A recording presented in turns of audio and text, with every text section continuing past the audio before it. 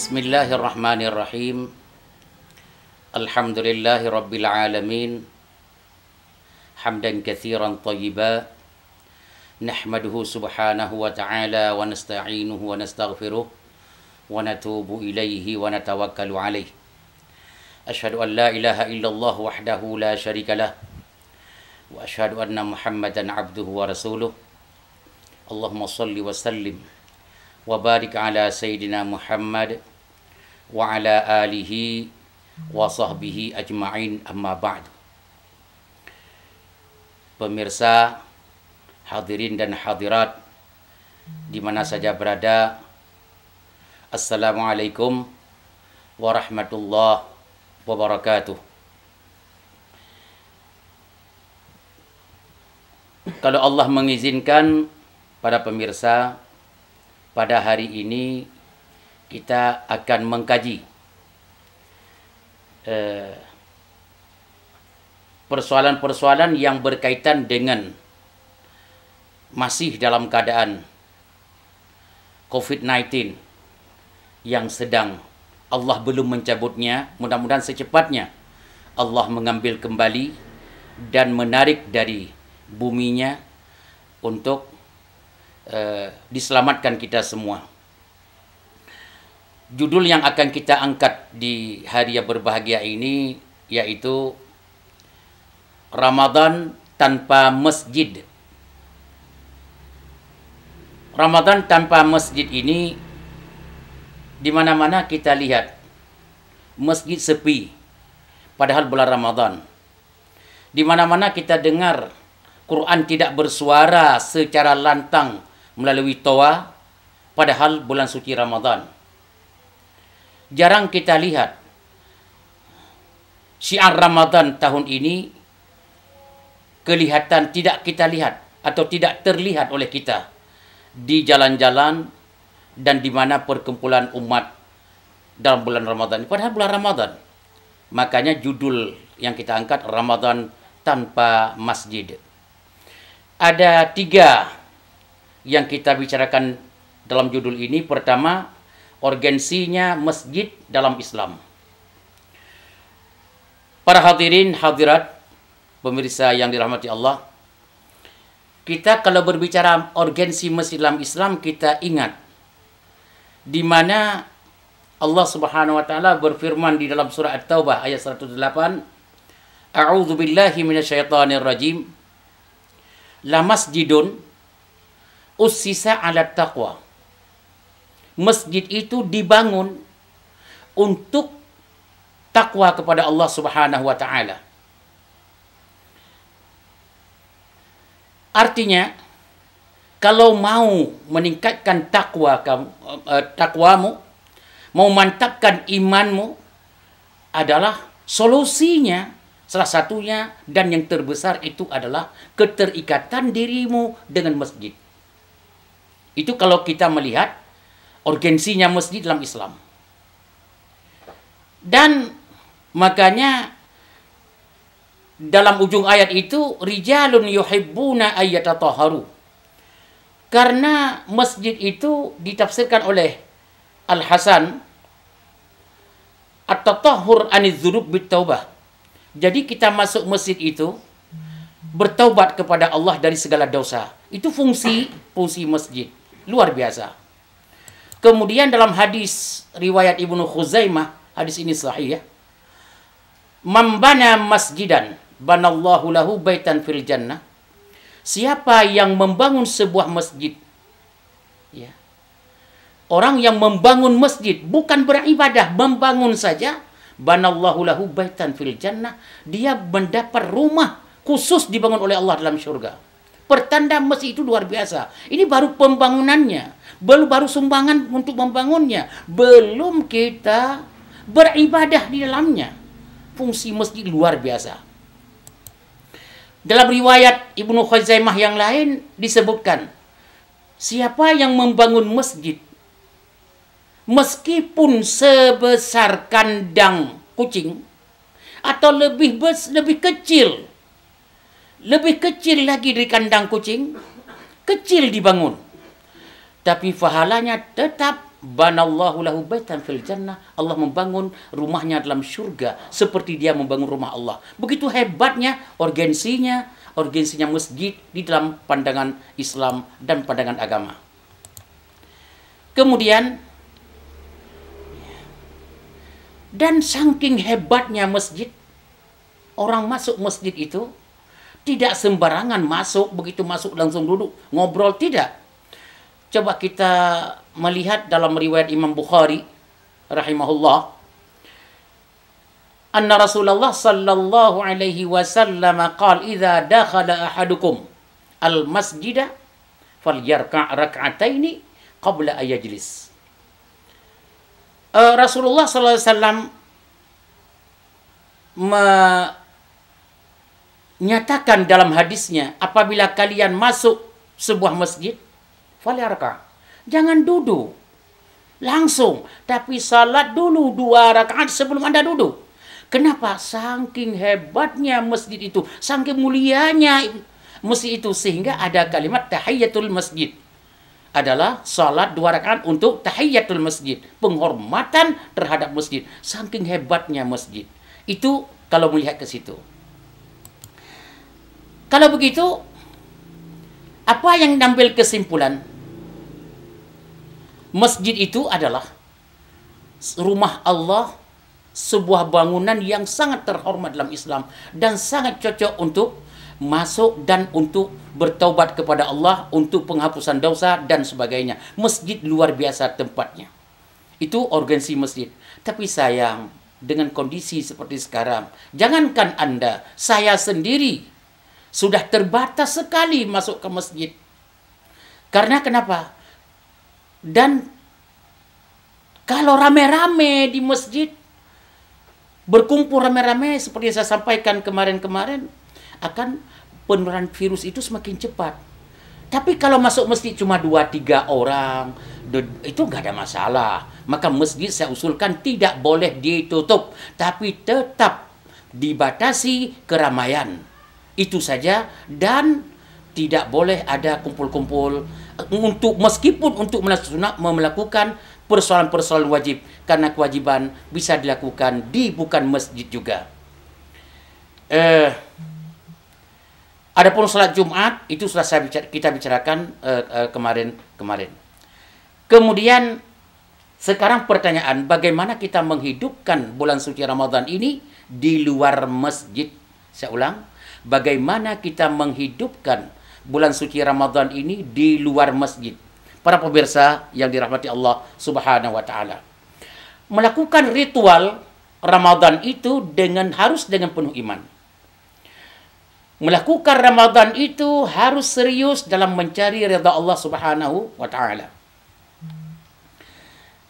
Lihat hadis riwayat Imam Bukhari dari Abi Hurairah radhiyallahu an, "Man shama Ramadan imanan wahtisaban, ghufira lahu ma taqaddama min dhanbi." Hadis riwayat Imam Bukhari. Siapa yang berpuasa, man shoma, siapa yang berpuasa di bulan Ramadan, tentunya di siangnya, nggak mungkin dong puasa malam. Tapi puasa yang dia lakukan di bulan Ramadan itu imanan, penuh dengan keimanan.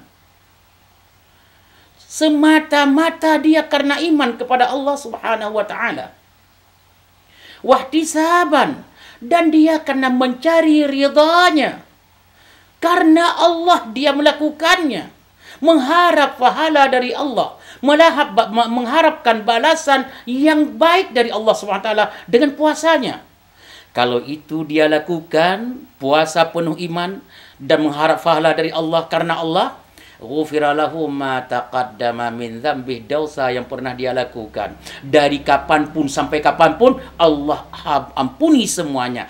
Karena puasa tadi dilakukan dengan penuh keimanan, puasa itu dilakukan dengan penuh ihtisaban. Ihtisaban itu adalah mengharap pahala dari Allah Subhanahu wa taala. Di riwayat yang lain, man qama, siapa yang melaksanakan salat malam di bulan Ramadan, imanan juga, wahtisaban, penuh keimanan, penuh keimanan dan penuh harapan pahala dari Allah, juga orang itu diampuni dosa oleh Allah, dosa sebesar apapun dan dimanapun, apapun yang dia lakukan. Saudara-saudari yang dirahmati Allah, di sini kita ngambil pemahaman dalam hadis ini. Dua-dua hadis ini riwayat Imam Bukhari dan yang lainnya. Barang siapa melaksanakan puasa Ramadan di siang hari dan menghidupkan malam Ramadan itu dengan qiyamul lail. Ingat kalimat. Dengan qiyamul lail, siang dia berpuasa, malam dia qiyamul lail. Karena kenapa dia lakukan? Karena benar-benar beriman kepada Allah dan karena benar-benar mencari ridha Allah Subhanahu wa taala. Maka orang itu pasti akan mendapat pengampunan Allah dan kunci syurga dengan mudah Allah serahkan kepadanya. Allahu Akbar. Kalau begitu, dalam melakukan perintah Allah itu penuh dengan keikhlasan. Kita contohkan untuk hari ini, untuk kesempatan ini, contoh kecil ikhlas dalam berwudu. Ikhlas dalam berwudu. Ini ikhlas yang paling kecil dan setiap hari kita melakukan wudu. Sayyidina Utsman ibn Affan, hadis ini riwayat Bukhari. Sayyidina Utsman ibn Affan radhiyallahu anhu mencoba meminta temannya untuk air wudu. Kemudian begitu dihadirkan air wudu kepada beliau, fa afraga ala yadayhi min ina'in, beliau ambil ember itu, istilah kita sekarang, dicuci tangannya 3 kali, salah samarat. Setelah beliau cuci tangan 3 kali, kemudian adkhala yaminahu, tangan kanannya itu dimasukkan dalam air tadi. Bukan air tadi dibawa karena sudah bersih. Tangan ini dijadikan sebagai alat pengambil air. Kemudian beliau tamazmaza, berkumur-kumur. Beliau kemudian mencuci hidung beliau. Kemudian beliau mencuci muka 3 kali. Kemudian tangannya kanan dulu 3 kali sampai siku. Sampai siku. Perhatikan dalam berwudu. Sampai siku, kalau tidak kena siku tidak sah wudu. Kemudian beliau 2 kiri dan kanan beliau lakukan 3 kali. Kemudian mencuci kaki beliau 3 kali. Setelah itu, beliau berkata, Rasulullah sallallahu alaihi wasallam bersabda, siapa yang berwudu seperti wuduku ini, yang dicontohkan oleh Sayyidina Utsman bin Affan kepada kita. Kemudian kata Rasulullah, shalla raka'ataini, setelah berwudu dengan benar, dengan baik, tidak ada cacat wudunya, sesuai dengan hukum dan peraturannya. Kemudian beliau salat 2 rakaat. Ingat 2 rakaat. Kalau istilah kita salat wudu, sunat wudu. La yuhadditsu fihima nafsuh. Ingat, salat yang dilakukan 2 rakaat itu hatinya terikat dengan Allah, tidak kemana-mana pikirannya, betul-betul karena Allah. Orang yang seperti itu dengan wudunya saja, hanya setelah wudu dia lakukan salat 2 rakaat, ghufira lahu ma taqaddama min dzambihi aw ghafarallahu lahu ma taqaddama min dzambihi. Allah mengampuni dosanya. Kalau begitu, untuk pengampunan dosa mudah, saudara-saudara sekalian. Mudah pengampunan dosa. Jangan riskan. Tidak boleh kita risau, tidak boleh gundah, tidak boleh gelisah. Dosa, tidak ada manusia yang tidak ada dosa. Begitu dosa kita lakukan, langsung nggak ada masalah. Asal jangan sengaja melakukannya. Yang namanya manusia tidak luput daripada dosa. Setelah itu kita berwudu yang benar, wudu yang betul, sesuai dengan peraturan. Jangan asal-asalan. Kemudian salat 2 rakaat dengan penuh khusyuk, tanpa kemana-mana pemikiran dalam 2 rakaat itu. Ya, Allah akan ampuni dosa kita tanpa ada persoalan sedikit pun kita dengan Allah terhadap dosa yang kita lakukan. Subhanallah, Allahu Akbar. Kemudian, di sini maknanya, kita kesimpulan dalam hadis itu, sebelum kita berwudu dianjurkan mencuci 2 tangan dulu. Sudah. Tangan yang sudah kita cuci tadi bersih, langsung boleh kita masukkan dalam ember dengan tangan. Ember yang ada air itu tidak ada kotor lagi. Bisa jadikan air wudhu lagi sebagai pengganti gayung, istilah kita, pengganti pengambilan air, istilah kita. Kalau dulu ada timba, ada gayung, ada apa, sekarang pakai tangan aja karena tangan sudah bersih. Itu yang kedua. Yang ketiga, hadis itu anjuran berwudu yang benar. Tidak asal-asalan. Rata-rata, maaf jangan tersinggung, kita berwudu hanya siku kadang-kadang tidak kena. Kemudian kena siku, kemudian ujung tangan nggak habis kena. Mungkin bisa dua tangan. Mungkin yang tidak bagus cuci kepala. Kadang-kadang dahinya yang kita kasih air. Bukan dahi, kepalanya yang kita usap. Bukan dahi, bukan jidat. Kemudian yang keempat, solat sunat penuh khusyuk setelah wudu. Biasanya setelah berwudu kita usahakan solat sunat 2 rakaat, sunat berwudu. Kemudian yang kelima, wudu yang benar. Ingat kalimat, ini poin penting. Wudu yang benar dan salat 2 rakaat setelah wudu yang ikhlas, penuh ikhlas. Hadiahnya adalah pengampunan Allah Subhanahu wa taala dari dosa-dosa yang pernah kita lakukan. Allahu Akbar. Mudah-mudahan yang mendengar dan yang berbicara ini akan diampuni dosa oleh Allah Subhanahu wa taala dengan berkah bulan suci Ramadan, dengan berkah bulan yang kita damba-dambakan mendapat ridha Allah Subhanahu wa taala. Kemudian para hadirin, ada enggak Ustadz? Nah ini kalau ingin bertanya, ada enggak Ustadz sesuatu yang tidak khusyuk dalam beribadah? Soal orang tidak khusyuk itu bagaimana? Kebetulan saya pernah membaca syarah Sahih Bukhari li Ibni Battal. Di situ disebutkan dalam syarah Sahih Bukhari, Abu Hanifah itu didatangi oleh seseorang. Qad wada'a malahu fi makanin, orang itu persoalan dalam hidupnya pernah dia taruh sesuatu harta bendanya di satu tempat. Kemudian dia pergi 2 tahun menjauh. Biasalah kalau kita mau kemana, emas kita atau uang dolar kita masuk di suatu tempat, di bawah kursi atau di bawah dapur atau dalam beras. Tiba-tiba yang namanya kita menghindari dari kemalingan, 2 tahun dia menghilang dari rumahnya. Tiba-tiba pulang. Mencari harta tadi, lah hartaku di mana? Lupa ya 2 tahun, karena terlalu berat ngumpetnya, menyembunyikannya, tidak ingat lagi. Biasa, kalau ibu-ibu, ya biasalah, ibu-ibu kalau dikasih uang banyak oleh bapaknya untuk di bawah karpet, akhirnya cari puyeng. 2 tahun kemudian buka, sudah menyatu dengan lantai uang itu, sudah melengket dengan lantai. Akhirnya tidak bisa dipakai lagi. Orang itu bagaimana? Fadzakara dzalika li Abi Hanifah tabarrukan bi ra'yih. Untuk karena Abu Hanifah adalah berkah dalam ilmunya, dia datang Abu Hanifah. Ya Abu Hanifah, begini dia ceritakan tentang persoalannya. Apa kata Abu Hanifah? Hai, tawadda. Hadhihi lailah, malam ini kamu berwudu yang benar, wasalli, dan lakukan salat. Terus wa akhlisin niyyah fi salatika lillah, tapi ingat salat yang kamu lakukan 2 rakaat itu niatnya ikhlas karena Allah Subhanahu wa taala, dan tidak boleh hatimu itu ada apa-apa dengan dunia. Putuskan duniamu kecuali dengan Allah selama 2 rakaat. Allahu Akbar. Ini nasihat Abu Hanifah. Fa fa'ala, dia pun melakukannya.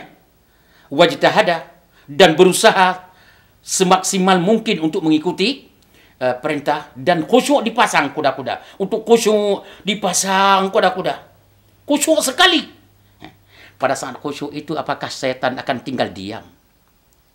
Akan tinggal diam setan? Loh, tidak. Setan faja'ahu syaitan fadzakarahu bimaudhi'il mal. Datang setan mendekati kupingnya.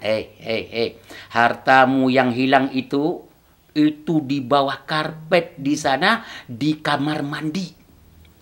Umpamanya, tiba-tiba setelah salat, langsung dia belum selesai assalamualaikum, langsung masuk ke tempat yang dikatakan oleh setan tadi. Dia buka, pas ada hartanya yang tadinya hilang. Dia dapat. Pada saat itu, besok pagi dia datang sama Abu Hanifah. Assalamualaikum Abu Hanifah. Luar biasa, terima kasih, jazakallahu khair. Luar biasa dipuji-puji Abu Hanifah. Dia ceritakan, Alhamdulillah sudah saya dapat uangnya. Kapan? Dalam salatku terbayang tadi uang saya. Dalam salat itu terbayang di sana uangku. Di sana hartaku. Apa kata Abi Hanifah, bangga enggak karena sudah memecahkan persoalan umat, sudah menyelesaikan, sudah memberikan sesuatu yang terbaik untuk umat? Enggak. Langsung Abu Hanifah mengatakan, inna syaitan itu yushghiluka fi salatik lillahi ta'ala. Syaitan selalu berusaha untuk membuat Anda tidak ikhlas dalam salat. Akhirnya disampaikan barang yang hilang itu dalam salatmu. Dia usahakan kamu jangan ikhlas, jangan khusyuk dalam salat. Kalau orang khusyuk dalam salat tidak ingat harta yang hilang. Di sini kita kesimpulan bahwa kita bapak-bapak, ibu-ibu yang mendengar ini sering hilang kunci rumah, kemana. Tiba-tiba di salat zuhur ingat, oh di situ. Berarti Anda tidak ikhlas dan tidak khusyuk dalam salat. Tanda-tanda tidak khusyuk dalam salat, semua persoalan yang kita ingin cari tidak dapat, begitu kita dapat dalam salat, itu pertanda Anda tidak khusyuk dalam salat. Usahakan, camkan kalimat saya itu. Dalam cerita ini ada sebuah kesimpulan bahwa pendapat ulama jangan kita abaikan, bila kita amalkan mendapat berkah. Itu satu. Makanya pendapat MUI sekarang dalam COVID-19 ini, itu amalkan, berkah insya-Allah. Itu sesuai dengan teori Abu Hanifah. Yang kedua, doa ulama itu memiliki banyak kelebihan loh. Jangan kita remehkan doa ulama. Yang ketiga, permasalahan hidup. Solusinya adalah salat yang khusyuk. Kalau hidup itu mau hidup yang benar, terjunlah ke salat yang penuh khusyuk. Yang keempat, setan pun berusaha kuat untuk mengeluarkan seseorang dari kekhusyukan dalam salat. Itu tugas setan. Penggoda tidak akan berhenti untuk menggoda. Makanya sesaleh apapun kita, kalau sudah masuk dalam sebuah wilayah, saya tidak mengatakan wilayah politik ya, pasti ulama itu tidak jadi ulama lagi. Itu saya tidak mengatakan politik ya, apa saja. Makanya biar itu kerja setan itu tiap hari berusaha. Kemudian yang kelima, orang-orang yang mendapatkan barang yang hilang itu dalam salatnya, pertanda dia tidak khusyuk dalam salat. Ya. Kemudian sebagai penutup, ini kita jangan banyak-banyak ini. Yang penting kita terus ada semacam tanda kutip siraman. Ya, ada air yang tercurah walaupun setetes dua tetes, insya Allah bunga-bunga akan berkembang. Lama-lama akan jadi bukit. Saya ingin mengikuti jejak teman saya. Temannya teman agak senior, yaitu Taufik Ismail. Taufik Ismail, saya ketemu dengan beliau selalu berdampingan beberapa bulan selama beliau di Kairo tahun 90-an dulu. Alhamdulillah dengan Taufik Ismail saya sering jalan-jalan di Nil dengan beliau. Beliau sering bersajak. Hari ini bagaimana pemirsa? Mau nggak kalau saya buat sebuah sajak dalam masalah ibadah Ramadan tanpa masjid? Kok nggak ada yang jawab? Ya, oke, ada. Ini ada tangan yang terangkat ini. Ya, kalau begitu kita berbuat saja ini sekarang. Tolong pasang kuda-kuda. Ramadan tanpa masjid. Dalam kondisi corona sekarang, keagungan masjid tidak mungkin kita makmurkan. Kita tetap optimis terhadap bulan suci Ramadan. Jihad kita pantang mundur. Iman kita pantang luntur. Takwa kita pantang ada yang mengatur kecuali Allah. Mata kita melihat dan memandang jauh ke depan. Semoga akhirat nanti ada sebuah harapan yang menjanjikan.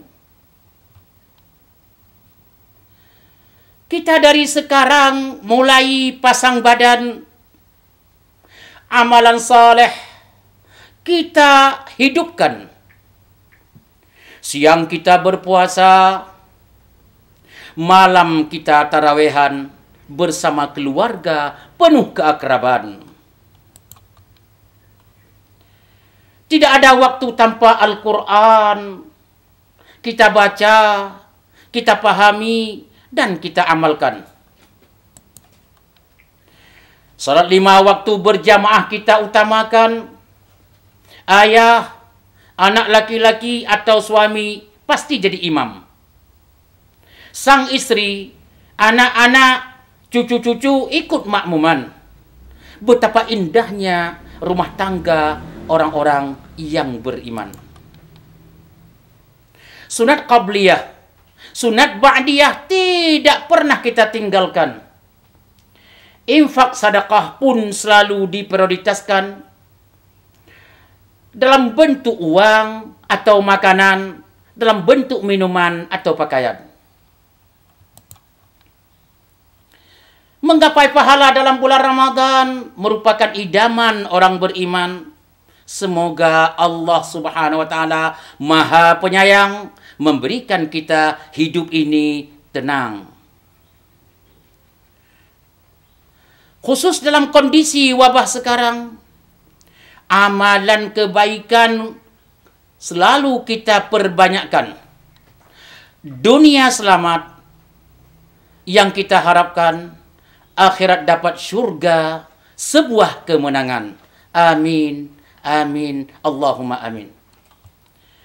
Para hadirin, sebelum kita tutup dengan doa yang dianjurkan oleh Rasulullah untuk menjauhkan diri kita dari wabah atau sejenisnya, kita lihat ada enggak pertanyaan-pertanyaan yang Bapak dan Ibu pemirsa yang menanyakan. Di sini sudah ditulis ke dalam kertas karena saya tidak bisa melihat. Salah satunya adalah,